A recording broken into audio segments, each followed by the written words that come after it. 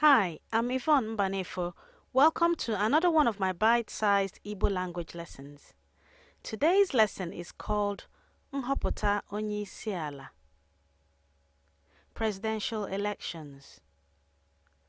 The words we're going to learn today are Nhọpụta, elections, Ugbua, now, Onye Ọbụla, everybody, Binye aka, vote, Onye Isi, president. Now for the lesson. A na-eme nhọpụta ọchịchị n'obodo America ugbua.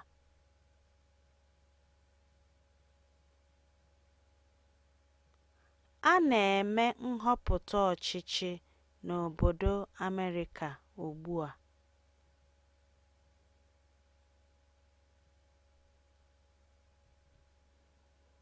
Onye isi ala Barack Obama chọrọ ịrụcha ọrụ o bidoro.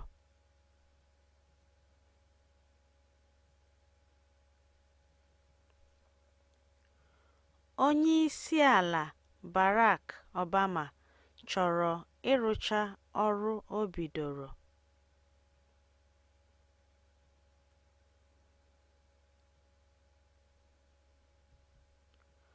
Ọ chọrọ ka onye ọbụla binyere ya aka.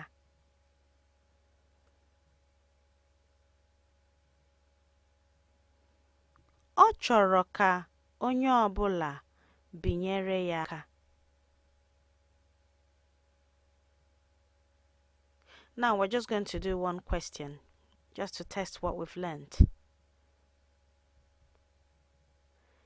Gịnị ka ọ chọrọ ka onye ọbụla mee?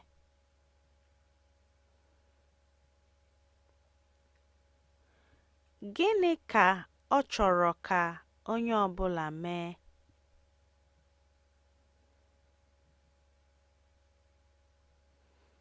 Ọ chọrọ ka onye ọbụla binyere ya aka.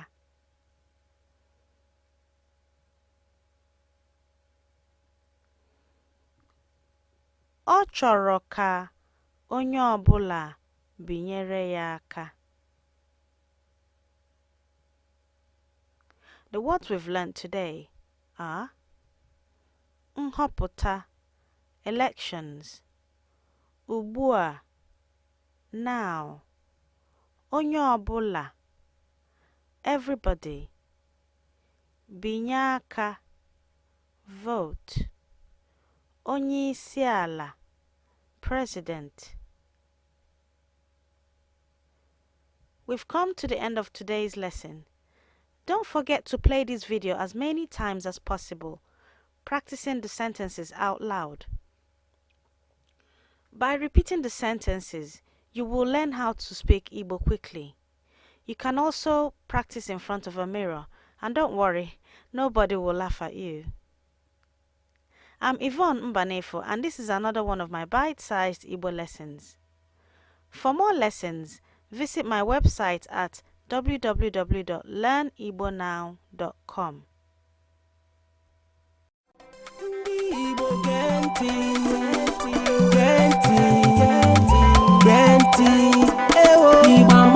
Listen, I want you to know, anywhere you are, you have to represent your culture, whether big or small.